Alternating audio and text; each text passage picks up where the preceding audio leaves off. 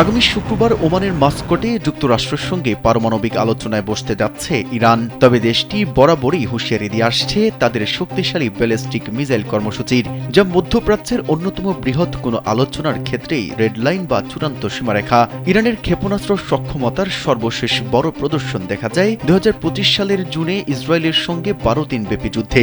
ওই সংখ্যাতে তেহরান ইসরায়েলের দিকে ব্যাপক ব্যালিস্টিক মিসাইল নিক্ষেপ করে, যাতে বহু বেসামরিক মানুষ নিহত হয় এবং মধ্য ও উত্তরাঞ্চলে অসংখ্য ভবন ধ্বংস হয়। Institute for the study of war ও এআই ক্রিটিক্যাল থ্রেটস প্রজেক্টের বিশ্লেষণে বলা হয়েছে, যুদ্ধে ইসরায়েল ইরানের প্রায় ১/৩ মিসাইল লঞ্চার ধ্বংস করেছে। তবে ইরানি কর্মকর্তাদের দাবি, সেই ক্ষয়ক্ষতি কাটিয়ে দেশটি এখন আরও উন্নত ও শক্তিশালী। ব্যালিস্টিক মিসাইল হল রকেট চালিত অস্ত্র, যা উৎক্ষেপণের পর অধিকাংশ সময়ে অভিকর্ষজ বলের প্রভাবে লক্ষ্যবস্তুর দিকে ধেয়ে যায়। এগুলো প্রচলিত বিস্ফোরক ছাড়াও পারমাণবিক অস্ত্র বহনে সক্ষম, যা পশ্চিমা দেশগুলোর দৃষ্টিতে আঞ্চলিক নিরাপত্তার জন্য বড় এক হুমকি।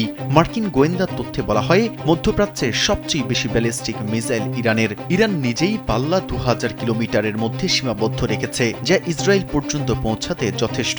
তেহরানের চারপাশে ও বিভিন্ন প্রদেশে ভূগর্ভস্থ মিসাইল সিটি রয়েছে, যেখানে শেজিল, শাহাবতিন, ইমাদ ও খুররাম শহরের মতো ক্ষেপণাস্ত্র মোতায়েন করা আছে। ২০২৪ ও ২০২৫ সালে ইরান সিরিয়া, ইরাক ও অন্যান্য এলাকায় ক্ষেপণাস্ত্র হামলা চালিয়ে তাদের প্রতিরোধ ক্ষমতা প্রদর্শন করেছে, যা আসন্ন আলোচনায় তেহরানের অবস্থানকে আরও কঠোর করে। এই সক্ষমতা আলোচনায় বড় প্রভাব ফেলবে বলেও মনে করছেন অনেকে।